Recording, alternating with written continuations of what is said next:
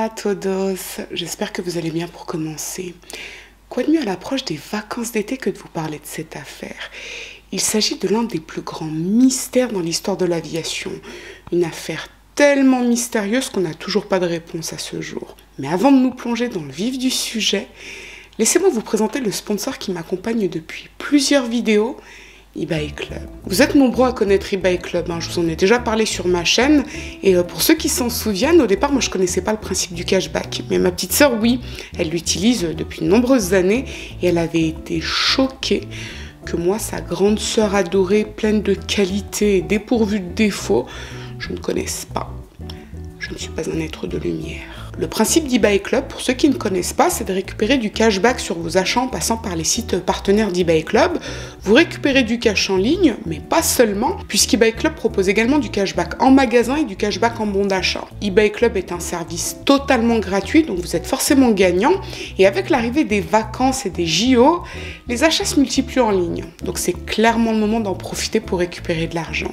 Mais je vais vous montrer tout ça, c'est beaucoup plus simple en images. Là, vous voyez qu'on récupère de l'argent sur nos achats en ligne et on récupère également du cash sur les achats du filleul. Si vous parrainez quelqu'un et que cette personne effectue des achats via son compte eBay Club, vous récupérez de l'argent. Et à la fin, regardez la somme totale de cashback. Ça fait une coquette somme quand même, et vous pouvez même gagner de l'argent en répondant à des sondages. Donc go répondre à des sondages eBay Club. Alors j'ai un bon plan pour vous aujourd'hui. 6 € lors de votre inscription au lieu de 3 € en passant par le lien que je vous ai épinglé en espace commentaire. Je vous le glisse également en barre d'informations. Ne me remerciez pas surtout. Ce que je vous propose à présent, c'est de cesser les digressions ici et maintenant. Je vous laisse vous installer tranquillement et puis je vous dis à tout de suite.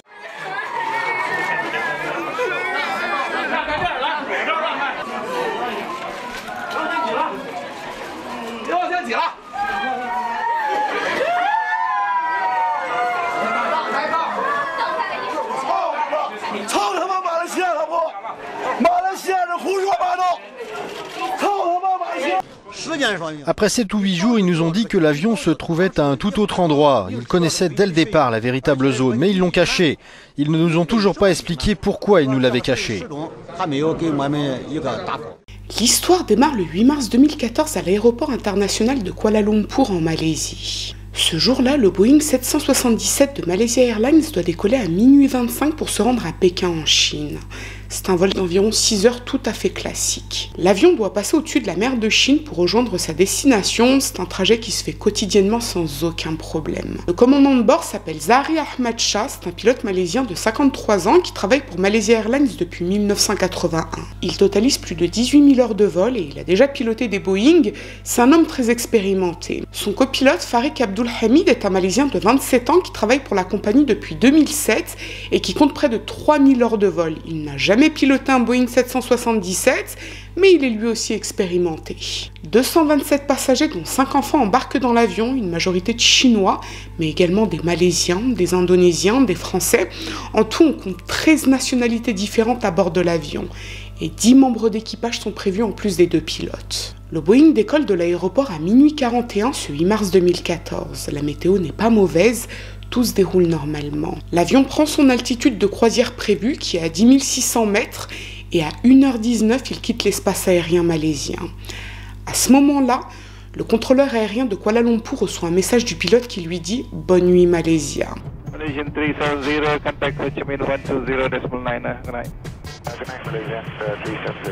Là encore, c'est tout à fait classique, puisque le Boeing s'apprête à changer de fréquence radio pour que la tour de contrôle vietnamienne prenne le relais. Sauf que, 2 minutes après, l'avion disparaît complètement des radars vietnamiens.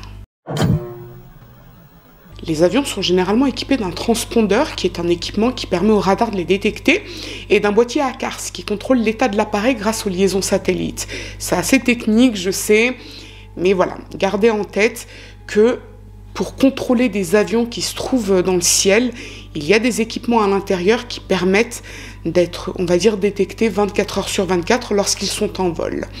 Dans le cas de ce Boeing, en l'espace de 2 minutes à peine, les 2 moyens de communication ont été coupés.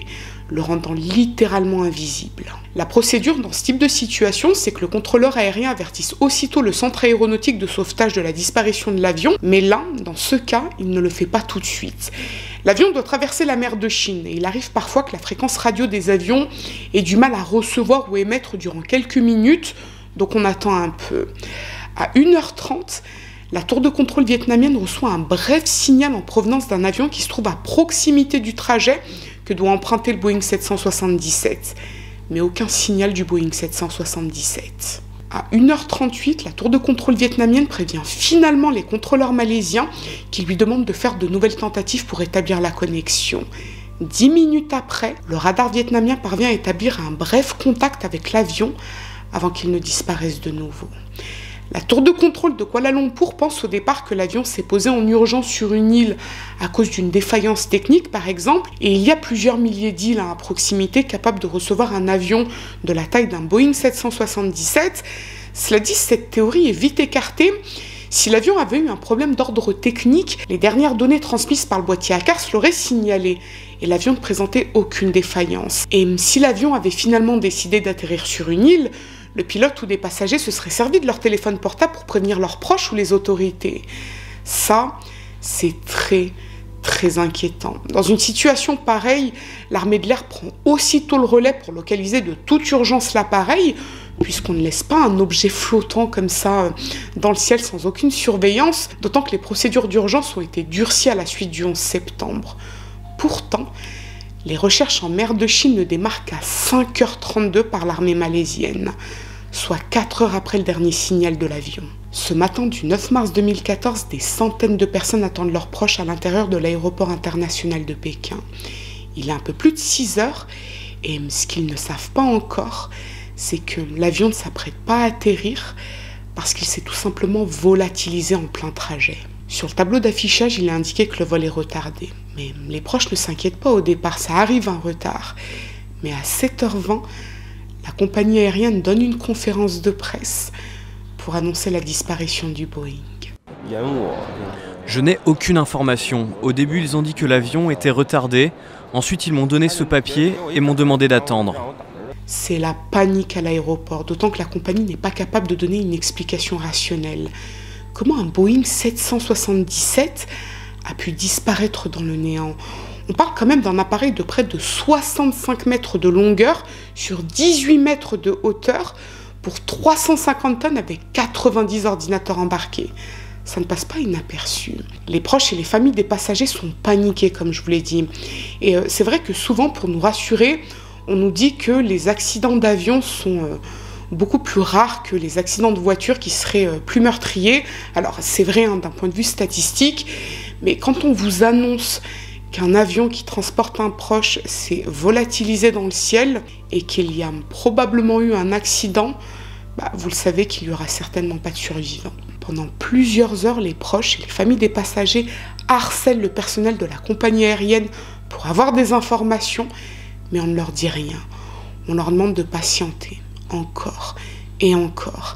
Finalement, vers midi, la compagnie aérienne les invite à se rendre dans un hôtel proche de l'aéroport afin d'y donner une sorte de conférence. Et là, le PDG leur apprend que l'avion a disparu des radars et qu'on ne sait toujours pas où il se trouve à l'heure actuelle. Des recherches sont en cours au niveau de la mer de Chine et dès le lendemain, elles se focalisent à l'est puisqu'on suppose que c'est à cet endroit que l'avion serait tombé en cas d'accident ou de panne d'essence. D'importants moyens sont déployés par les autorités malaisiennes, mais également par toute une coopération internationale. C'est l'une des recherches les plus dispendieuses de l'histoire de l'aéronautique. 37 avions, 43 navires, des centaines d'hommes sont mobilisés. La Chine envoie des navires de guerre, les États-Unis détachent leur flotte navale et pendant plusieurs jours, la zone est intensément fouillée. Alors, il y a quand même un point à souligner qui me semblait important, c'est que le Boeing transportait du lithium qui devait être livré en Chine. C'est assez courant que les vols commerciaux transportent en même temps de la marchandise pour des sociétés privées, mais là, il transportait en théorie un chargement de 221 kg de batterie lithium-ion. Pourquoi en théorie ? Puisque dans un premier temps, la compagnie aérienne a donné un papier sur lequel il était indiqué que le chargement était de 2 tonnes. Puis ils ont communiqué qu'il s'agissait en fait d'une erreur sur le document et qu'il s'agissait plutôt d'un chargement de 221 kg. Cela dit, d'après certains experts en électronique, le chargement aurait pu s'enflammer et intoxiquer les passagers de l'avion, donc les pilotes. Et si c'est le cas, les pilotes auraient perdu le contrôle de l'avion, ce qui conforte la thèse de l'accident. Mais ça n'explique pas la coupure quasi simultanée du transpondeur et du boîtier à CARS. Ça laisse davantage penser que l'avion a été détourné avant de finir on ne sait où. Le transpondeur se trouve dans le cockpit et le boîtier à CARS est dans la soute. Le ou les pirates de l'air auraient trouvé le moyen de couper tous les canaux de communication de l'avion avant de le détourner. Ok, mais dans quel but? Et par qui? Il y a un autre point très important à souligner à ce stade, c'est que le FBI a commencé à enquêter aux côtés des autorités malaisiennes dès le lendemain de la disparition de l'avion. Alors, à la demande de qui? Je ne sais pas. Pour quelles raisons précisément? Écoutez, je pense qu'on ne le saura jamais, puisque ce type d'information est rarement communiqué au grand public. Toujours est-il que l'enquête se focalise d'abord sur les deux pilotes. Zahari est le pilote principal. C'est un père de famille qui a un parcours exemplaire au sein de la compagnie. Il n'a jamais eu le moindre souci de comportement. Cela dit, son domicile est perquisitionné et on y retrouve un simulateur de vol. Alors, Zahari, le pilotage, c'est littéralement sa passion.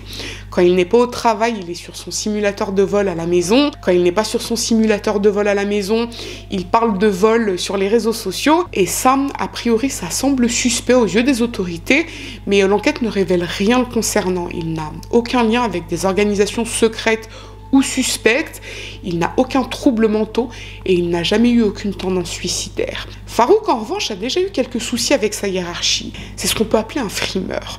Il lui arrivait par le passé d'inviter des filles dans le cockpit pour les impressionner. Il a également été surpris à plusieurs reprises en train de fumer dans le cockpit, ce qui lui a valu un rappel à l'ordre. Mais hormis ça, c'est un homme sans histoire qui s'apprête à se marier et qui n'a pas non plus d'antécédents relatifs à des troubles mentaux ou des liens suspects avec des organisations obscures. Les autorités contrôlent la liste des passagers pour voir si un ou plusieurs profils seraient suspects et on découvre que 2 passagers qui sont censés avoir embarqué, un Italien et un Autrichien, n'ont en fait jamais pris l'avion. Ce qu'il s'est passé, c'est qu'avant d'embarquer, on leur a volé leur passeport, donc ils ont déposé plainte et du coup ils n'ont pas pu embarquer. Et pourtant, lors de l'enregistrement pour l'embarquement, leur siège était occupé par 2 voyageurs. Les autorités vérifient les images des caméras de surveillance de l'aéroport et ce qu'on y voit, ce sont 2 hommes qui embarquent avec les passeports de l'Italien et de l'Autrichien.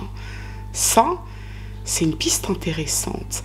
Ces 2 hommes ont certainement détourné l'avion après y être montés illégalement. On parvient très rapidement à retrouver leur identité. Il s'agit de 2 jeunes Iraniens, mais apparemment, d'après l'enquête des autorités, ces 2 hommes ont tout simplement embarqué illégalement dans l'avion pour ensuite rejoindre clandestinement l'Allemagne. On peut dire sans trop s'avancer que l'Italien et l'Autrichien bénissent le moment où on leur a volé leur passeport. Et d'ailleurs, il y a une expression algérienne qui dit « Kulorotra fi akhir », en gros, derrière chaque pépin, derrière chaque problème, il y a peut-être un bien. Toujours est-il que les recherches se poursuivent au-dessus de la mer de Chine et on ne trouve aucune trace du Boeing ou même des morceaux d'épave. Et le 12 mars, les autorités malaisiennes déclarent qu'en fait, les recherches doivent plutôt être effectuées à l'ouest. Alors, ce qu'il s'est passé, c'est qu'entre-temps, les autorités malaisiennes ont reçu d'autres informations grâce aux satellites et aux radars militaires. Et ce que ces informations indiquent, c'est que le 8 mars, soit environ 1 heure après la disparition complète du Boeing, les radars militaires ont reçu un signal de l'avion. À ce moment-là, le Boeing se trouvait près de la frontière entre la Malaisie et la Thaïlande. Il a donc opéré un demi-tour complet par rapport à son trajet de départ. Il a ensuite longé la frontière entre l'Indonésie et la Thaïlande, puis l'île de Penang dans le détroit de Malacca, et il a disparu. Et détail troublant, l'avion n'a violé aucun espace aérien, comme s'il cherchait à passer inaperçu. Autre détail troublant, la société britannique qui gère la communication satellitaire affirme que le boîtier à CARS du Boeing a continué d'envoyer des pings aux satellites jusqu'à 8h11 le 8 mars. Qu'est-ce que ça veut dire? Eh bien, ça signifie que l'avion était toujours en vol 6 heures après sa disparition. Donc pendant 6 heures, il a volé quelque part, puis, faute de carburant sans doute, il s'est écrasé puisque l'autonomie en carburant est estimée à 7h30. Ces éléments relancent forcément la thèse du détournement de l'avion. Peut-être que l'avion a effectivement été détourné pour une raison inconnue et qu'il s'est ensuite écrasé quelque part faute de carburant. Il y a malgré tout un témoignage troublant. Le 13 mars, on apprend que la nuit de la disparition de l'avion, un technicien pétrolier néo-zélandais qui travaillait sur une plateforme au large du Vietnam aurait aperçu ce qui semblait être un avion enflammé dans le ciel aux alentours de 1h30 du matin. Mike Mackay affirme qu'il a aperçu un objet enflammé dans le ciel qui piquait en direction de la mer de Chine. Il ne peut pas affirmer qu'il s'agit bien du Boeing, mais l'heure et l'endroit correspondent. Dès le lendemain, il a tenté de joindre les autorités vietnamiennes et malaisiennes à plusieurs reprises avant qu'on ne prenne au sérieux son témoignage. Des recherches sont effectuées par l'armée vietnamienne à l'endroit indiqué par Mike, mais elles sont rapidement stoppées et Mike est congédié par son entreprise. Le 24 mars, les autorités malaisiennes annoncent que les recherches vont dorénavant s'effectuer du côté de l'océan Indien. C'est là que l'avion se serait écrasé. Les experts britanniques ont estimé, grâce aux données satellitaires, qu'il se trouverait certainement dans le couloir sud de l'océan Indien. Alors, contrairement à la mer de Chine, c'est une zone tentaculaire. C'est près de 14% du globe terrestre. La mer de Chine est énorme, je ne vous dis pas le contraire. Mais l'océan Indien, c'est encore un autre délire. Et c'est l'Australie qui se charge des recherches puisque cet espace se trouve dans sa juridiction. Début avril, plusieurs dizaines de bateaux et plus de 300 avions se rendent sur place et entament des recherches sur 850 km². Mais aucune trace de débris n'est retrouvée. Cela dit, il y a bien un navire australien de détection acoustique qui avait enregistré des signaux non identifiés qui dateraient du 8 mars et ces signaux pourraient être compatibles avec les signaux enregistrés par les boîtes noires. Ce sont les deux boîtes qui enregistrent l'activité dans un avion, comme les conversations dans le cockpit. Mais les fouilles effectuées par un robot sous-marin à cet endroit ne donne absolument rien. Les semaines qui suivent, les recherches continuent et à la fin du mois de mai, il est annoncé qu'il va y avoir de nouvelles analyses de données satellitaires et que la zone de recherche pourrait s'étendre sur 60 000 km dans l'océan Indien. De nombreux pays sont mobilisés pour ces recherches. L'Australie, bien sûr, la Malaisie, la Nouvelle-Zélande, le Kazakhstan, la Chine, la Norvège, les États-Unis et bien d'autres encore. Mais aucune trace ne serait-ce que d'un débris du Boeing. Pendant plusieurs mois, de nouvelles recherches sont ponctuellement relancées sur plusieurs millions de kilomètres carrés de l'océan Indien, mais toujours aucune trace de l'avion. Alors oui, même moi, quand j'ai lu millions de kilomètres carrés, ça m'a donné mal à la tête, et j'espère que j'ai bien lu, mais il me semble que j'ai bien lu. Pour vous parler un petit peu des proches et des familles des passagers qui attendent des réponses depuis le mois de mars, c'est très difficile à vivre, vous imaginez bien. Ils se doutent que leurs proches n'ont pas survécu à cet événement qu'on ne sait toujours pas identifié, mais ils ne savent toujours pas ce qu'il s'est passé. Et ils en veulent particulièrement aux autorités malaisiennes et à la compagnie aérienne, parce que depuis le départ, on les mène en bateau. Les autorités malaisiennes mentent, puis reviennent sur leurs déclarations quand les informations des compagnies de satellites sont finalement rendues publiques. Un coup, on leur dit que le satellite a perdu la trace de l'avion au même moment quasiment que la coupure du transpondeur. Puis non, en fait, le satellite a reçu des pings jusqu'à 8h11. Bref, c'est n'importe quoi. Et puis, pourquoi la chasse aérienne malaisienne n'a pas été envoyée à la rencontre du Boeing quand le transpondeur a cessé d'émettre le 8 mars? Pourquoi les recherches n'ont démarré qu'à 5h32, soit 4 heures après la disparition de l'avion? Le ministre de la Défense malaisienne de l'époque a déclaré publiquement que l'avion n'était pas considéré comme hostile quand il s'est volatilisé. Donc il n'y avait aucune raison d'envoyer l'armée. Selon lui, l'armée aurait abattu l'avion, ce qui n'aurait eu aucun sens. Bon, d'après moi, c'est plutôt cette explication qui n'en a pas. D'après de nombreuses personnes, la vraie raison, c'est que cette nuit-là, il n'y avait pas de pilote de chasse aérienne d'astreinte. Ils étaient rentrés dormir. Donc forcément, s'ils ne sont pas sur place, ils ne peuvent pas intervenir. Si l'armée avait fait son travail cette nuit-là, l'avion aurait sans doute pu être retrouvé. Et à présent, toutes les recherches effectuées sont infructueuses et il n'y a pas le début d'un atome d'explication. En janvier 2015, la Malaisie classe officiellement la disparition du vol MH370 comme accident. Les 239 passagers à son bord sont présumés morts. Mais la thèse de l'accident a beaucoup de mal à passer, aussi bien pour les proches et les familles des passagers que pour certains organes de presse. On suppose que l'avion s'est certainement écrasé quelque part faute de carburant, mais pourquoi ? Pourquoi a-t-il opéré ce demi-tour ? Pourquoi a-t-il tout mis en œuvre pour échapper au radar ? Et surtout, pourquoi on ne retrouve aucune trace de son épave ? Un Boeing de cette taille ne peut pas disparaître dans le néant comme ça. Mais en juillet 2015, coup de théâtre. Un débris d'avion est retrouvé sur une plage à l'île de la Réunion et il y a de grandes chances qu'il s'agisse du Boeing 777. Les recherches du vol MH370 ne s'étaient jamais approchées des côtes réunionnaises et pour cause, plus de 6000 km séparent la petite île du dernier signal de l'avion. Le débris aurait parcouru cette distance grâce au vent et à un courant marin, le courant sud-équatorial.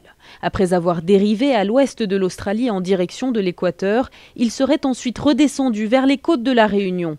C'est la première fois que des débris d'avions ressurgissent tant de mois après un crash supposé.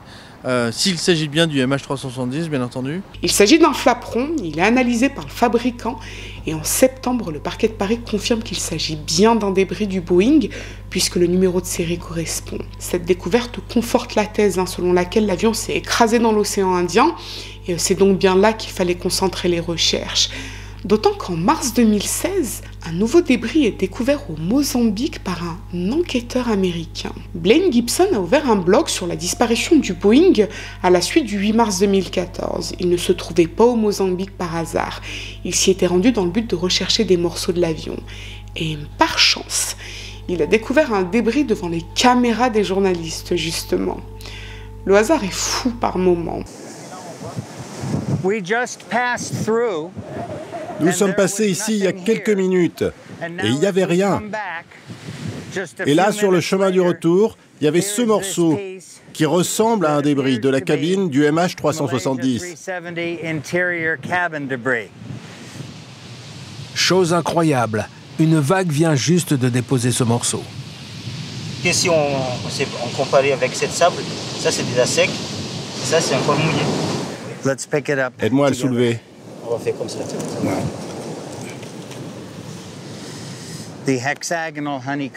Une structure hexagonale en nid d'abeille, couverte par de la fibre, il est identique au morceau d'intérieur de cabine que nous avons déjà trouvé. Blaine Gibson tient peut-être dans ses mains une nouvelle clé du mystère. Le débris est envoyé en Australie pour être analysé et au même moment, une famille sud-africaine contacte les autorités. Ils pensaient aussi avoir découvert un morceau de l'avion. 3 mois plus tôt, ils étaient en vacances au Mozambique et le fils de la famille était lui aussi tombé sur un débris d'avion sur la plage. Cette famille n'avait pas fait le rapprochement avec la disparition du Boeing, mais quand la presse a parlé du débris retrouvé par Blaine Gibson, ils ont fait le lien. Les autorités du Mozambique récupèrent le débris, il s'agit a priori d'un morceau d'aileron et il est envoyé en Australie pour être analysé par l'équipe qui a récupéré le premier débris. Et le 16 avril 2016, les expertises confirment que ces 2 débris appartiennent bien au Boeing 777. Le style et la police incrustés sur les morceaux sont ceux de la Malaysia Airlines. Les semaines et les mois qui suivent, d'autres débris sont également retrouvés. Un en juin sur l'île de Pemba en Tanzanie, un en octobre sur l'île Maurice, et les morceaux sont systématiquement retrouvés autour de l'océan Indien. Les 2 années qui suivent, de nouvelles recherches sont effectuées dans cette partie de l'océan avec l'aide d'une société américaine, mais elle ne donne rien. Cela dit chez lui quelque part que toutes ces fouilles ont beaucoup aidé pour la cartographie de cette partie du monde qui est assez immense. Donc on va dire que même si toutes ces recherches n'ont servi à rien, elles auront au moins permis ça. En juillet 2018, 4 ans après la disparition du Boeing, les autorités malaisiennes rendent un rapport final qui confirme que tous les débris retrouvés de part et d'autre de l'océan Indien appartiennent bien au Boeing, mais que dans l'absence de l'épave et des 2 boîtes noires, l'enquête n'a pas pu déterminer la cause de ce qu'on pensait être un accident. Et à la suite de ce rapport, le directeur du département de l'aviation civile de Malaisie démissionne puisqu'il est évident qu'il y a eu de graves dysfonctionnements la nuit du 8 mars. Mais pour les proches et les familles des passagers, il y a comme un petit goût d'insatisfaction.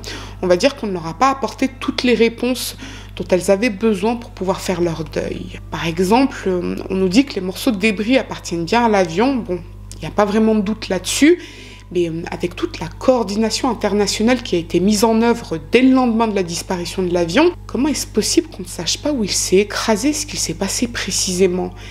Est-ce qu'on ne cherche pas tout simplement à leur cacher la vérité? Est-ce que l'avion aurait pu être abattu par erreur et les autorités auraient ensuite gardé le secret pour éviter un scandale international?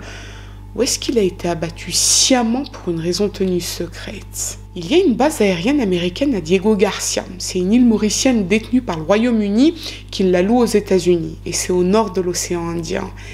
Est-ce que l'armée américaine a abattu l'avion sans savoir ce qui se passait précisément à l'intérieur? Ce qui expliquerait la présence de débris dans l'océan Indien et surtout l'implication du FBI. Peut-être que la nuit du 8 mars, l'avion s'est trompé de trajectoire ou qu'il a été obligé de faire un demi-tour pour une raison inconnue. Peut-être qu'il a survolé cette base aérienne et qu'il a ensuite été abattu par l'aviation américaine parce que les militaires ne savaient pas ce qu'il se passait. C'est une théorie qui circule depuis fin 2014, mais les autorités américaines ont toujours démenti avoir abattu l'avion. Cela dit, il y a une autre théorie qui les concerne. Depuis 1982, les États-Unis et la Thaïlande participent à des exercices militaires communs pour améliorer, on va dire, la coordination de leurs forces armées. Ça s'appelle Cobra Gold. En 2014, 7 pays y ont participé. Les États-Unis, la Thaïlande, l'Indonésie, le Japon, la Malaisie, Singapour et la Corée du Sud. Les exercices militaires de Cobra Gold ont démarré le 11 février 2014. Puis la COP Tiger a démarré début mars. La COP Tiger, ce sont les exercices pour les forces aériennes. C'est assez impressionnant à voir. Et certains pensent que durant la COP Tiger, le Boeing a pu être abattu par erreur par des militaires américains. Parce que ce sont les militaires qui opéraient les exercices dans le ciel. D'où l'implication du FBI dès le lendemain de la disparition du Boeing.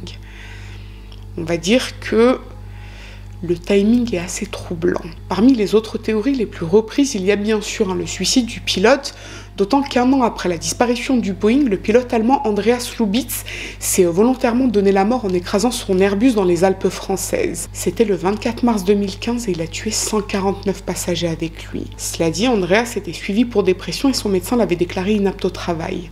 Ce qui n'était pas le cas de Zahari. Il y a énormément de théories qui se tiennent toutes plus ou moins, et les familles et les proches des disparus continuent de demander des réponses. Ils ont même créé une association en 2016. Le but, c'est de relancer les recherches pour qu'on n'oublie pas leurs proches. Mais à ce jour, seule la France maintient le dossier d'instruction ouvert à la demande d'un Français qui a perdu 4 membres de sa famille dans le vol MH370. Mais l'enquête est très longue et les questions restent le plus souvent sans réponse. Pourquoi le Boeing du vol MH370 a disparu dans une zone couverte et surveillée en permanence par l'armée? Pourquoi le FBI a-t-il été impliqué dans les recherches aussi rapidement? Pourquoi a-t-il fallu plus d'1 an pour retrouver les premiers débris de l'avion? Pourquoi les données recueillies par l'entreprise Boeing ont été placées sous scellé et ne pourront pas être versées au dossier d'instruction français? Pourquoi la Chine n'a pas ouvert d'instruction de son côté alors que plus de la moitié des passagers étaient chinois? Et surtout, pourquoi le Boeing 777 du vol MH370 a opéré un demi-tour puis s'est dirigé à l'ouest avant de disparaître dans le néant cette nuit du 8 mars 2014? Ce que je dis toujours, c'est ça fait 10 ans, on ne sait rien de plus au bout de 10 ans que le jour où il a disparu. Par contre, moi je sais une chose, c'est que la version officielle ne tient pas la route, et ça je peux le démontrer, nous pouvons le démontrer très facilement. La version qu'on nous donne ne tient pas la route, elle est pas bonne. On sait une chose, c'est qu'on nous ment, c'est qu'on nous sert une version qui a été manipulée, et par contre, qu'est-ce que ça veut dire? Si cette version a été manipulée, ça veut dire qu'on sait exactement ce qui s'est passé. Et ça, on peut le démontrer aussi. Donc je dis toujours non, ce n'est pas un mystère, c'est juste une vérité qu'on veut nous cacher. One day, there'll be someone will come forward and tell us what really going on. The truth. That's all we want until we're longing for that, until today.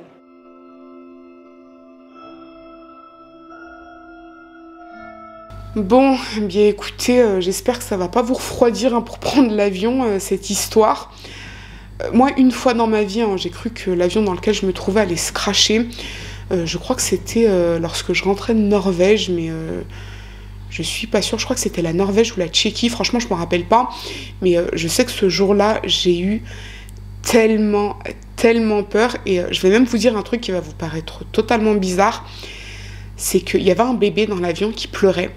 Et je sais pas pourquoi dans ma tête, je me suis dit, non, il y a un bébé, l'avion, il peut pas s'écraser. Je sais pas pourquoi j'ai pensé ça. Je sais, c'est bizarre, mais en fait, on a tendance à penser que... moi, peut-être. Il y a que moi qui pense comme ça. Mais je sais pas, dans ma tête, je me disais, non, la vie ne peut pas être aussi cruelle. Il y a un bébé dans l'avion, ça va pas s'écraser. Bon, l'avion a finalement atterri et tout le monde a applaudi.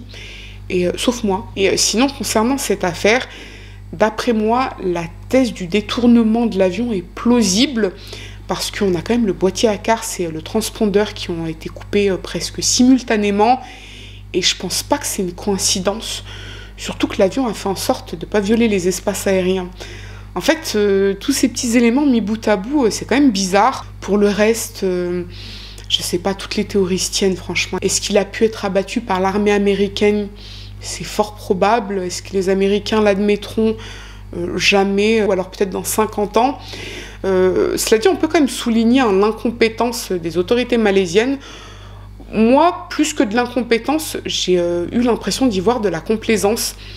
Je sais pas comment me l'expliquer, mais j'avais vraiment l'impression qu'on se foutait de notre gueule et que les autorités malaisiennes se sont foutues clairement de la gueule des proches et des familles des passagers à l'époque. Franchement, je comprends la haine des proches et des familles des passagers parce qu'ils ont beaucoup menti, les Malaisiens, dans ce dossier-là. En fait, je me suis posé une question, je me suis dit, est-ce que les autorités malaisiennes ne sont pas au courant de quelque chose et elles tentent de masquer la vérité parce qu'il y a d'autres enjeux à côté? Ce qui est fort probable, parce que d'un point de vue... je ne suis pas une experte en géopolitique, mais par contre, je sais faire fonctionner mon cerveau. Et c'est du bon sens. Quand il se passe un événement très grave, il y a tellement d'enjeux parfois que les autorités des pays vont choisir l'explication qui conduira, on va dire, aux conséquences les moins lourdes. Je ne sais pas si je me fais... comprendre, mais j'ai tout un tas d'exemples en tête que je ne vais pas développer dans la vidéo parce que ce serait beaucoup trop long et franchement vous n'êtes pas là pour ça, j'imagine, mais je me dis que voilà, l'attitude des autorités malaisiennes me laisse penser qu'ils savaient des choses mais qu'ils ont préféré ne pas les dire. Et bien évidemment, pour moi, le gros point d'interrogation qui est certainement la réponse à toute cette affaire, c'est la présence du FBI. Depuis quand le FBI s'implique dans la disparition d'un avion qui n'est pas dans sa juridiction, qui ne le concerne pas? J'ai vu que parmi les passagers, il y avait des employés d'une entreprise américaine, mais qui n'étaient pas américains. Donc, voilà, pourquoi le FBI s'est impliqué et pourquoi pas le CIA pendant qu'on y est? Enfin, ça n'a aucun sens. Donc, à mes yeux, ouais, effectivement, la présence du FBI pose question et c'est peut-être ça, finalement, la réponse à toute cette énigme. Et j'ai vraiment, vraiment hâte d'avoir votre opinion sur cette affaire parce que je trouve que c'est un mystère qui est tellement... C'est dingue. En fait, c'est complètement fou comment un avion de cette taille a pu s'évaporer comme ça.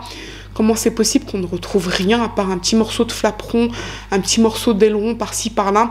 Ah oui, big up quand même à l'enquêteur privé américain Glenn Gibson. Non mais lui, il se fout de la gueule du peuple. Le mec qui convoque des journalistes et devant les caméras de journalistes, il retrouve des morceaux d'épave. Ouais, comme on dit, de toute façon, plus c'est gros, plus ça passe. Donc bon, en tout cas, j'ai hâte de lire vos retours et vos théories. Ce que je vous propose à présent, c'est que si cette vidéo vous a intéressé à défaut de vous avoir plu, n'hésitez pas à mettre un petit j'aime sous la vidéo. Mais surtout, n'hésitez pas à vous abonner, c'est encore mieux. Je vous dis à très bientôt.